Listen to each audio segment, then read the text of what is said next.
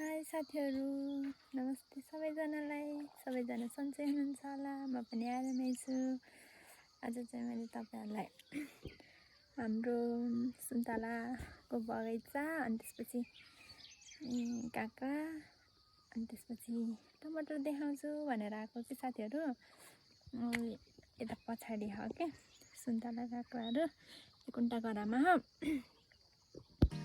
साथीहरू। त्यो चाहिँ फल्नेवाला सुन्तलाहरू सबै फल्छ अनि त्यो मुनिको टनेल चाहिँ उसको काँक्राको भइहाल्यो। त्यो मुनि चाहिँ टमाटरहरू छ अनि यो कागती सुन्तला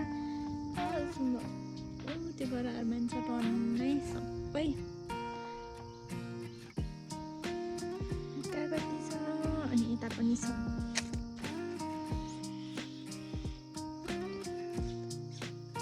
सबै हाम्रो साथीहरू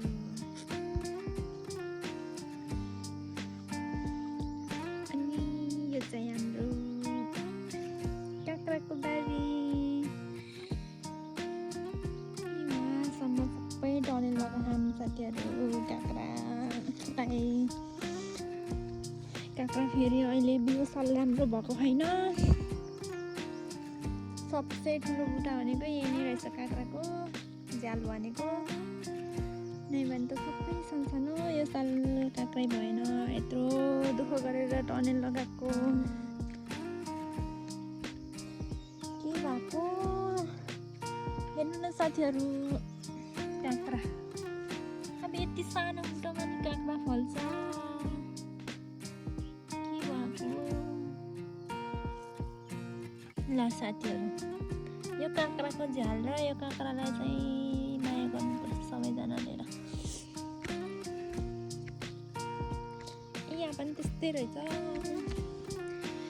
यो काँक्रा चाहिँ फले है साथीहरू। बुटा सानो सानो भए पनि यत्रो दुःख गरेर टनेल बनाएको साथीहरू। काँक्रा चाहिँ भएन कि सबै बुटाहरू जति मर्यो। योभन्दा अघिल्लो सालमा त कस्तो राम्रो भएको थियो। अहिले त यस्तो सबै बुटा नि मर्यो। कता नै भएको फेरि यति सानोमै फलेर हैरान छ साथीहरू। सबैभन्दा ठुलो झ्याङ भनेको त्यही नै रहेछ। अनि त्यसपछि हाम्रो टमाटर बारी साथीहरू। कस्तो राम्रो हो टमाटर पनि। बाँदर आएर खाएन भने चाहिँ उतातिर फेरि बाँदर लाउँछ कि साथीहरू। बाँदर कुर्नु पर्छ है मस्तले। ओह वाउ कति राम्रो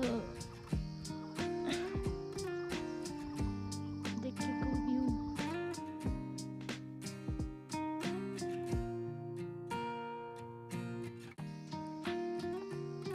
चाहिँ भर्खरै लगाएको साथीहरू काँक्रा लगाएको खासै धेरै टाइम भएको छैन। अनि यो चाहिँ सुन्तला, यो चाहिँ कागतीको बुटा हो। यिनीहरू चाहिँ सबै सुन्तला हो साथीहरू।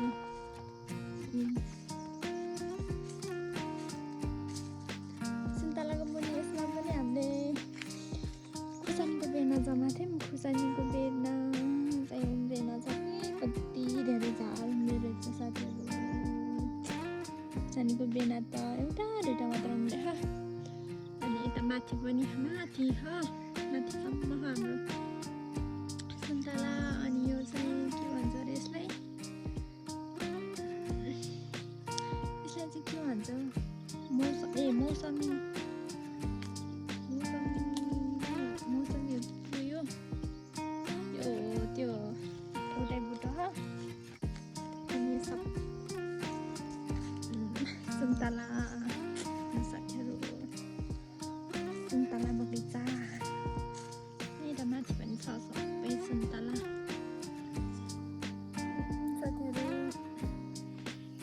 मैले चाहिँ तपाईँहरूलाई आफू सँगसँगै हाम्रो सुन्तला बारी अनि त्यसपछि टमाटर बारी अनि काँक्रा बारी भ्रमण गराइसकेँ।